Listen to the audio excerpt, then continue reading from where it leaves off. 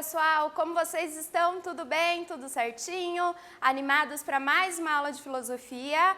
Eu sou a professora Susan dos Anjos, estamos aqui hoje com a nossa intérprete, a Viviana, e hoje nós vamos para uma aula de retomada de conteúdos, aula importante aí, a gente vai rever alguns conteúdos, alguns conceitos importantes.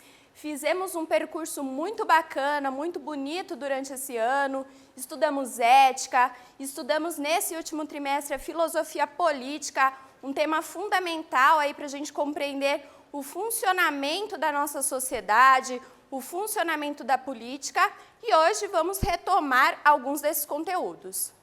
Para começar, quero deixar aqui, então, algumas dicas de organização de estudos, tá, para vocês. Essas dicas vocês já conhecem, a ideia é que vocês, então, continuem fazendo aquelas anotações necessárias aí no caderno, façam também as atividades lá no Google Classroom, sei que a gente está terminando, mas é isso que vai garantir a sua presença em aula. Então, faça as atividades, aproveite também para treinar os conteúdos. Nas aulas passadas, então, o que a gente viu, pessoal? Primeiro, nós começamos lá com as correntes do pensamento político, certo? Estudamos diferentes correntes, ou seja, diferentes ideologias políticas, diferentes formas de se compreender a realidade. Estudamos o individualismo, o coletivismo, liberalismo, social-democracia, conservadorismo e libertarianismo, visões políticas aí muito contrastantes, opostas, progressismo e populismo. Então foram correntes aí que nos ajudam a compreender diferentes formas de posicionamento das pessoas na nossa sociedade, na nossa conjuntura. Na aula de hoje vamos pensar a política no sentido grego e também a política medieval, dois conteúdos que nós estudamos lá no comecinho desse trimestre e que é bacana a gente retomar porque tem aí questões e conceitos muito importantes, filósofos muito significativos para a gente conseguir fixar bem este conteúdo, ok? Objetivos da aula de hoje, então, iremos relembrar a origem do termo política, a democracia grega e o pensamento político de Platão. Vamos retomar também a filosofia medieval, ou seja, as concepções políticas medievais e o pensamento político de Agostinho de Hipona, esse filósofo aí importante que nós tivemos também a oportunidade de estudar lá no início do trimestre.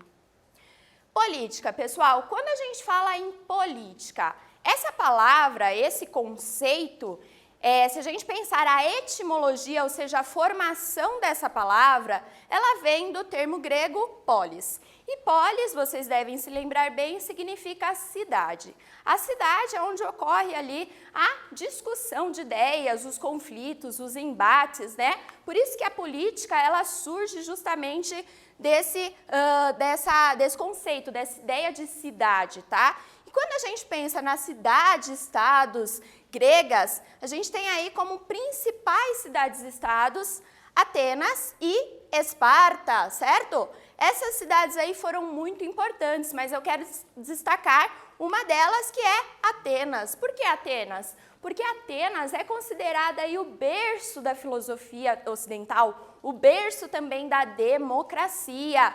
E a democracia ateniense tinha aí algumas concepções, alguns diferenciais em relação às democracias modernas. Então, a gente vai pensar justamente sobre essas diferenciações, ok?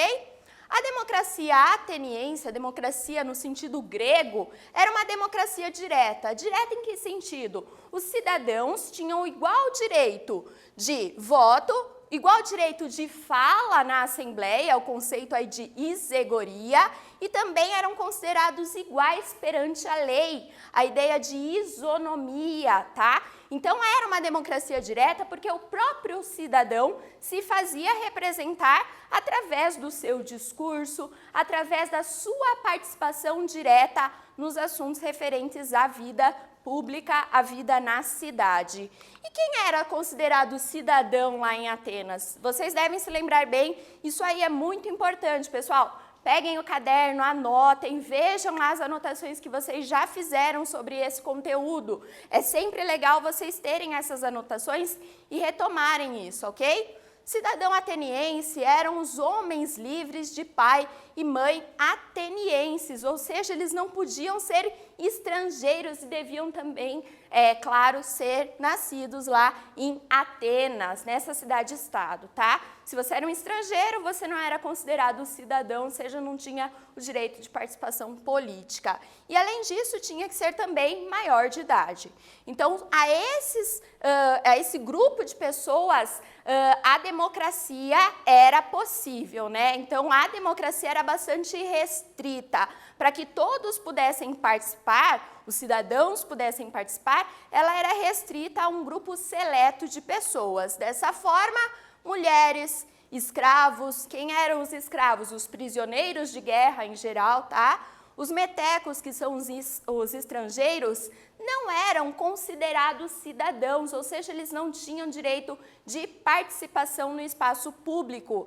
A esse grupo de pessoas era restrito, né, ou era possível apenas os trabalhos ali de manutenção da vida, ou seja, eles eram excluídos da vida pública e restringidos ao espaço privado, ao espaço de manutenção da vida, cuidar dos animais, cuidar das tarefas domésticas, tá? Então, esse grupo de pessoas aqui não tinham direito da cidadania. Hoje, né, pelo menos no Brasil, todos nós somos considerados cidadãos, né? Então, o conceito de cidadania ele é muito mais amplo.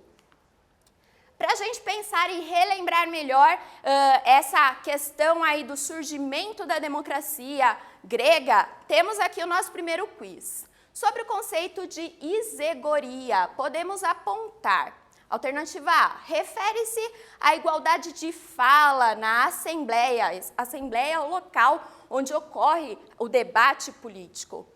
B, refere-se à igualdade de todos os cidadãos perante a lei. E aí, pessoal, isegoria, lembrem desse conceito, lembrem dessa palavrinha que a gente viu agora há pouco e daqui a pouquinho a gente volta com a correção.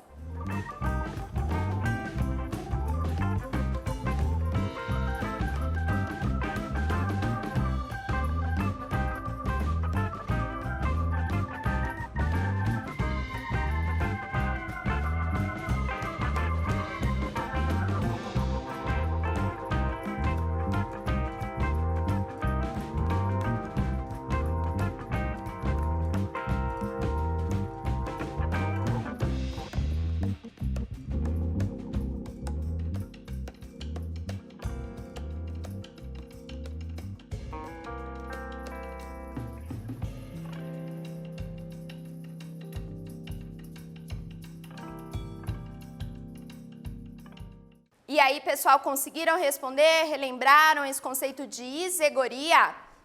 A alternativa correta aqui é a alternativa A. Isegoria refere-se à igualdade de fala na Assembleia. Quando a gente fala em igualdade perante a lei, nós estamos falando na isonomia, é outro conceito, são palavras parecidas aí, por isso que eu fiz essa questão, que é para vocês fixarem bem esses dois conceitos, ok? E Platão, pessoal, Platão é um filósofo grego muito importante, a gente teve oportunidade de estudar o Platão aí, tanto em ética como em filosofia política, e agora vamos relembrar aí a crítica que Platão faz à democracia ateniense. Platão era um crítico da democracia, e por quê? Porque ele dizia que a democracia era uma forma de governo corrompida. Não há na democracia, segundo Platão, compromisso com a verdade. É por isso que o Platão era um grande opositor dos sofistas. Os sofistas eram aquele grupo de filósofos que executavam muito bem a arte do bem falar. E através da fala, eles conseguiam convencer muito facilmente as pessoas de seus pontos de vista, ok? Mas nem sempre esses pontos de vista, essas opiniões, tinham um compromisso com a verdade. Então, Platão criticava apoiava muito esse grupo de filósofos. A doxa, ou seja, a opinião, de acordo com Platão, e a defesa das opiniões pode gerar problemas graves à cidade. Além disso, a democracia, de acordo com Platão, não é um governo justo, tá? Não é um governo justo porque nem sempre o corpo dos cidadãos ali são os mais qualificados para exercer a função de cuidado da cidade. O Platão escreve um livro aí muito importante chamado A República. Vou mostrar aqui para vocês. Então a gente tem aqui o livrinho, tá? Vocês podem encontrar esse livro aí facilmente, ou alguns trechos dele, né? Claro, é um livro aí fundamental da história da filosofia. E nesse livro, o Platão, ele vai pensar uma cidade ideal, tá? Então, lá no livro 8 e no livro 9 da República, o Platão, ele vai como se fosse pensar a utopia, o sonho do que seria uma cidade perfeita. E ele dá o nome de Calípolis a essa cidade ideal. Calípolis por quê? Polis, a gente já viu, significa cidade. E kalos, em grego, significa belo, a beleza. Então, Calípolis nada mais é do que a cidade bela, a cidade perfeita, a cidade onde Platão gostaria de viver. E essa cidade aí, ela parte de uma premissa fundamental. Para Platão, se as pessoas são diferentes, é justo que elas exerçam funções diferentes no interior da cidade. É importante, é necessário que cada um exerça as suas funções de acordo com as suas almas. E o que ele está chamando de almas aí? De acordo com Platão, há pessoas que são mais apetitivas, ou seja, elas são movidas por desejos, por instintos de sobrevivência, por questões mais humanas, mais animais, tá?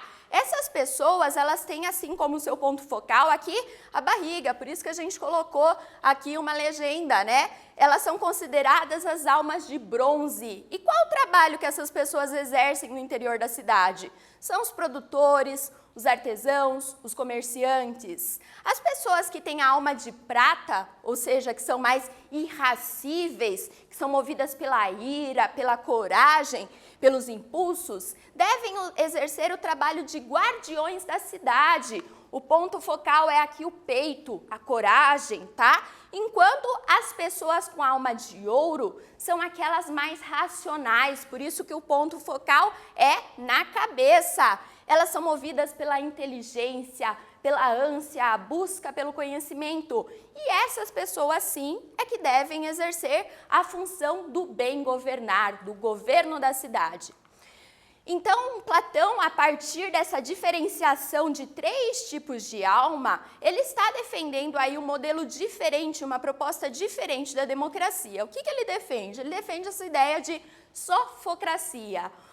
Sofocracia vem da ideia de um governo pelo conhecimento, o rei filósofo. É por isso que eu coloquei ali uma coroinha no Platão, tá? Essa ideia de sofocracia vem justamente do governo dos mais sábios. Então, para o Platão, a arte de governar deve ser exercida não por qualquer pessoa, porque elas têm aí funções diferentes na cidade e todas essas funções extremamente necessárias. Uma cidade não funciona bem se ela não tiver uma guarda preparada, uma cidade não funciona bem se ela não tiver produtores, pessoas produzindo, cuidando da manutenção da vida, tá? Mas a tarefa do governo deve ser exclusiva daqueles que têm a alma de ouro, mais conhecimento. Para a gente pensar aí essa diferenciação das 3 almas, a proposta política de Platão, vamos para o nosso segundo quiz de hoje. Sobre o pensamento político de Platão, é incorreto, errado aí, pessoal, afirmar. Alternativa A, Platão defende que, numa cidade perfeita, o rei seria o filósofo, pois apenas este compreende bem conceitos como a justiça. B, Platão entende que a democracia é uma boa forma de governo, pois garante a todos a igual possibilidade de participação na vida pública. E aí, pensem a partir do que a gente discutiu até agora e daqui a pouquinho a gente volta com a correção.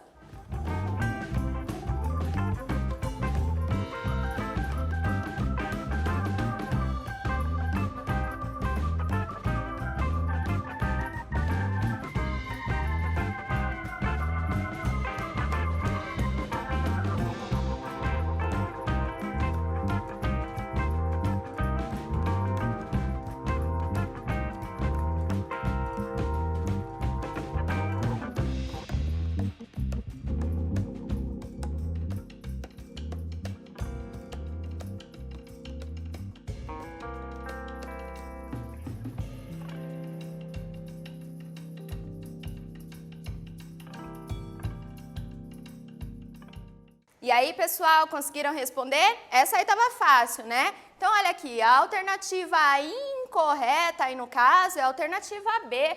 Por quê? Porque Platão não defende a democracia. Para ele, a democracia não é uma boa forma de governo, pelo contrário, é uma forma injusta de governo, ok? Enquanto a A está corretíssima. Ele diz que o melhor rei seria o filósofo mais sábio. O filósofo compreende bem conceitos importantes para a boa organização, para o bom funcionamento da cidade, como, por exemplo, o conceito de justiça. E quando se compreende um conceito, quando se compreende uma ideia, é mais fácil executá-la, ok? Bom, e agora a gente vai pensar, então, e retomar o que nós estudamos lá sobre filosofia medieval, política medieval. Se a gente pensar aqui primeiro o pensamento medieval, nós temos o seguinte panorama. O pensamento medieval, a filosofia medieval, foi desenvolvida na Europa durante o período da chamada Idade Média, entre o século V e o século XV. Tem inspiração também na filosofia clássica, sobretudo aí nas ideias de Platão, tá? Então, muitos filósofos medievais acabam retomando algumas ideias de Platão, fazendo aí uma releitura dessas ideias. É uma filosofia basicamente teocêntrica. Teocêntrica em que sentido? O Deus é o centro de todas as coisas, Deus cristão é o centro de todas as coisas, tá? E não o homem, né? Lembrem lá, quando se rompe com essa ideia do teocentrismo, a gente tem o quê? O antropocentrismo. O antropocentrismo é justamente o homem como centro de tudo. E aqui, no contexto da filosofia medieval, a gente tem, então, a figura de Deus como centro de todas as coisas. A razão submetida aos dogmas da fé cristã. Então, a razão submetida àquelas verdades impostas, basicamente, pela Igreja Católica. A justificação racional da fé cristã e também a subordinação da fé, da razão, à fé, tá? Então, o objetivo dos filósofos medievais é justamente realizarem uma justificação racional da fé religiosa, da fé cristã. Esse aí é um panorama geral do que a gente tem ali na filosofia medieval. E o pensamento político ali no período da Idade Média?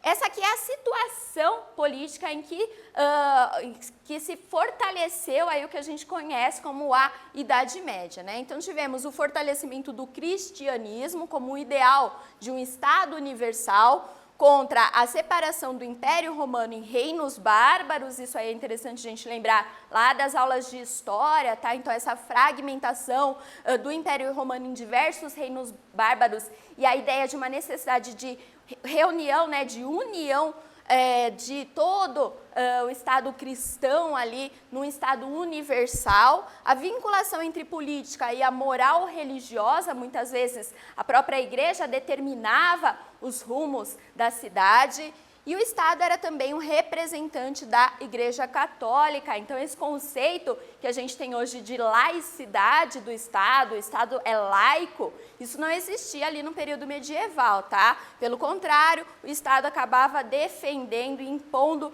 alguns dogmas, algumas verdades da própria Igreja Católica.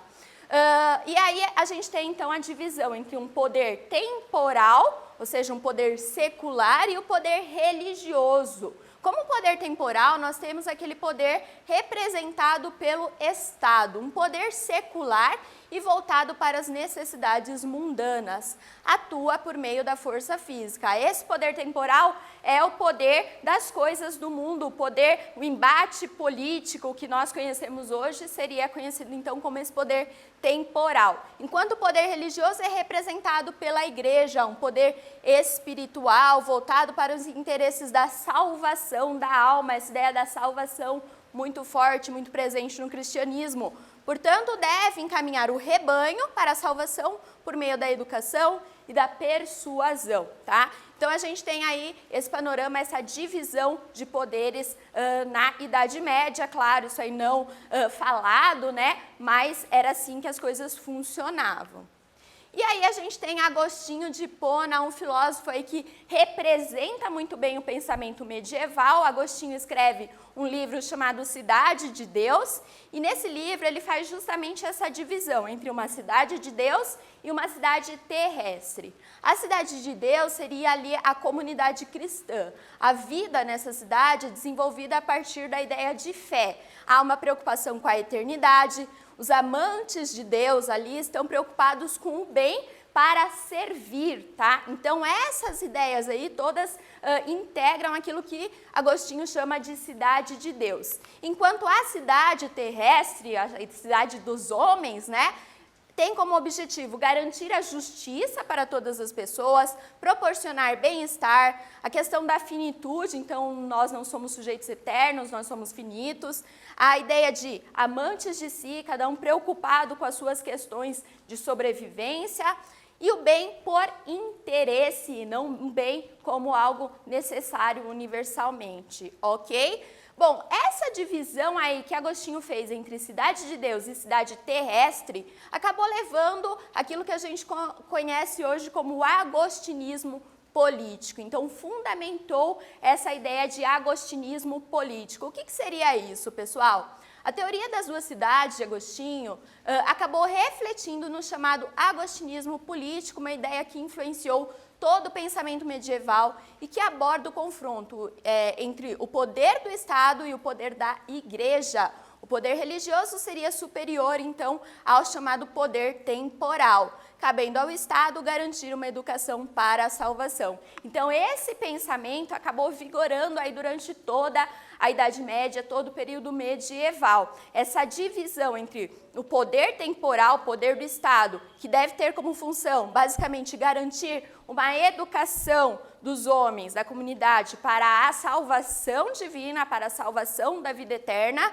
e o poder espiritual, o poder religioso, que seria considerado um poder superior, tá? E esse poder tem como objetivo justamente o bem comum, ok? Para a gente pensar isso aí, o nosso último quiz de hoje, então vamos tentar entender aqui essa questão, fazer aí atividade para fixar bem esse conteúdo. O pensamento medieval pode ser caracterizado como A. Uma tentativa de justificação racional da fé religiosa, ou alternativa B, uma tentativa de justificação religiosa da racionalidade. Eu inverti as bolas aí, quero ver se vocês descobrem qual é a alternativa correta. Daqui a pouquinho a gente volta com a correção.